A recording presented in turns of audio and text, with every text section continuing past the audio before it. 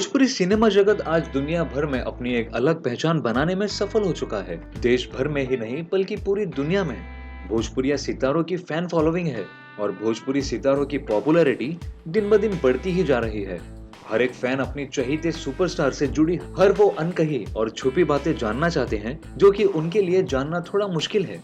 तो चलिए हम इसकी शुरुआत करते हैं और आपको बताते हैं आपके चहीते कलाकार की मौजूदा उम्र के बारे में।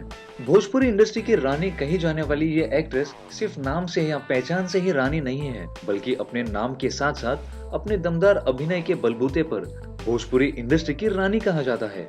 रानी चटर्जी आज पॉपुलैरिटी में और फैन फॉलोइंग में किसी भी और भोजपुरी एक्ट्रेस से पीछे नहीं है और एक के बाद एक कई सुपरहिट फिल्में दर्शकों को दी हैं। तो चलिए जानते हैं कि इतनी कामयाबी हासिल करने वाली रानी की उम्र कितनी है। रानी चटर्जी 3 नवंबर 1979 में पैदा हुई थी, जिसके मुताबिक अब इनकी उम्र लगभग 27 वर्ष है। तो कैसी लगी ये स्टोरी आपको शेयर कीजिए कमेंट बॉक्स में और भोजपुरी जगत की तमाम ऐसी चटपटी खबरों के लिए सब्सक्राइब करें हमारा चैनल स्पाइसी भोजपुरी।